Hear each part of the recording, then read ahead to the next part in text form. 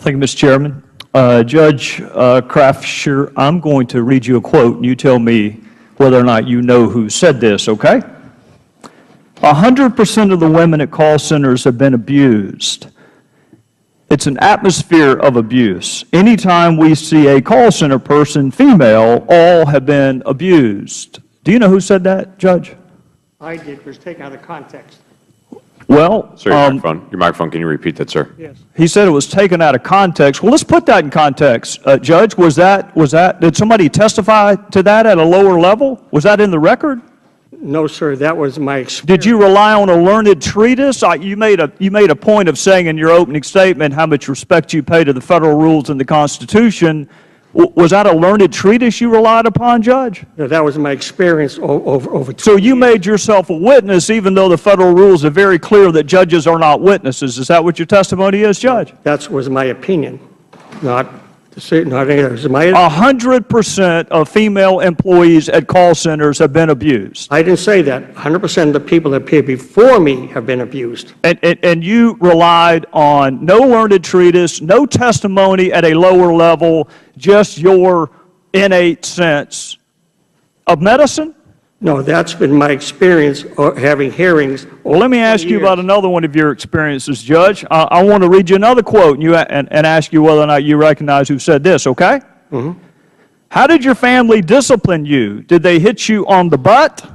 I'm starting to do some analysis. It's starting to be when women are hit at an early age, they start developing problems in their 20s, late teens and 20s.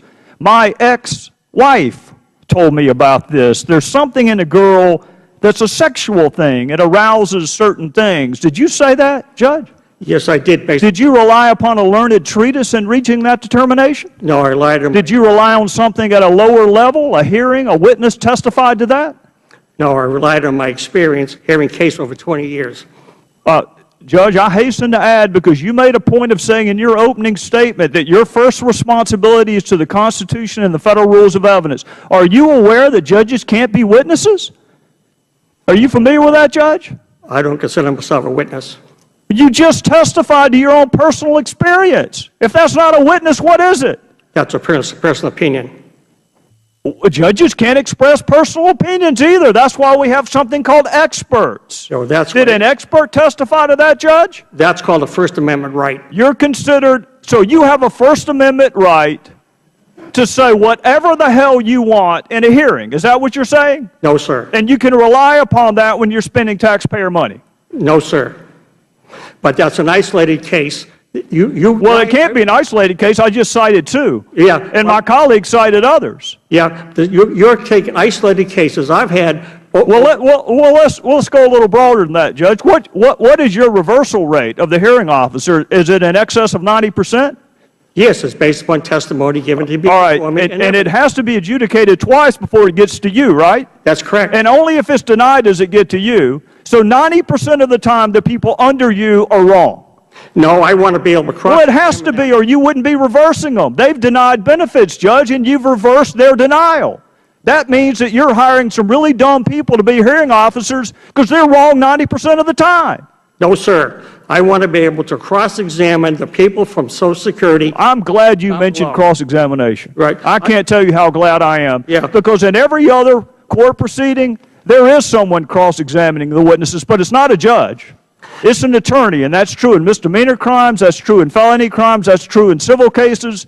So what I think you need, Judge, is I think you need an advocate and an attorney for the taxpayer in the hearing room.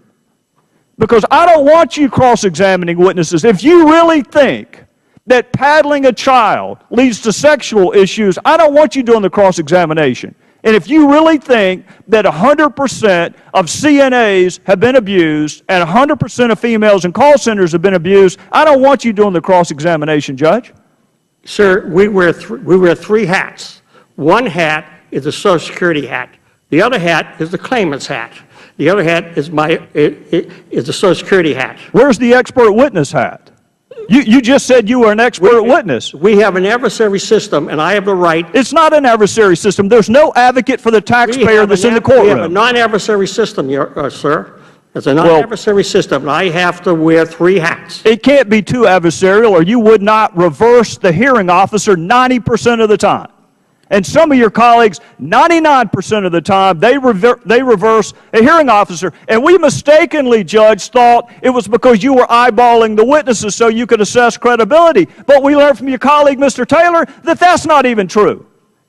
Sir, you don't even have a hearing. You just do it on the paper. Sir, it's not eyeballing the witness. I take testimony. I have had here, this sheet has, And who does the cross-examination? has 186 ailments on it. Who does? Well, that's your document. Mr. Cummings, no. Mr. Cummings just exposed it. That's your document. That's The attorney also provides one for me, the attorney for whom? for the claimant. That's my point. There is no attorney for the taxpayer. Correct. We're going broke. Mr. Chairman, I know I'm out of time, but I'm going to tell you a story from Spartanburg real quickly. I had a judge call me. He's apolitical. And he said, I just sentenced someone for calling under people's houses and stealing their copper. And he said, what really struck me as being unusual, Trey, is he is 100% disabled in the back. I want you to think about that, Judge, and I want you to think about one other thing, too. I went on a tour of something called a workability center, where people with special needs value work enough that they go to work every single day. And there was one man who was confined to a wheelchair, had no use of his hands or legs, but his job was to encourage his fellow employees. There is inherent value in work. And one reason your backlog may be so big is because it's so damn easy to get benefits. Not for me, not for me. I hear every case. I see every person that's ever appeared before me. Everyone. You reverse the hearing officer over 90% of the time, Judge. Because 90% of the time, the person at the first level is wrong in your judgment, and you are citing your own version of medicine. 100% of the people are abused. That if you paddle a little girl, she's going to wind up with sexual issues, despite the fact it's not in the record, Judge. Well, You may be a judge, but you're not God. Well, let me explain to you. If I had this person in front of me that was down below, I can examine him on behalf of Social Security, and that would allow the claimant's rep. Well, then why don't your colleagues have hearings? Why do they do it on the paper? If it's that important to eyeball a witness and assess credibility and cross-examine them, why are you doing it on the paper?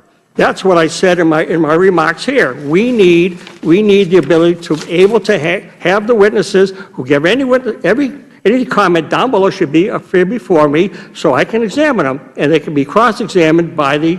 I want them being cross-examined by an advocate for the taxpayer, Your Honor, with all due respect, not a judge. Well, they need an adversary system, which we don't have today. Mr. Horsford.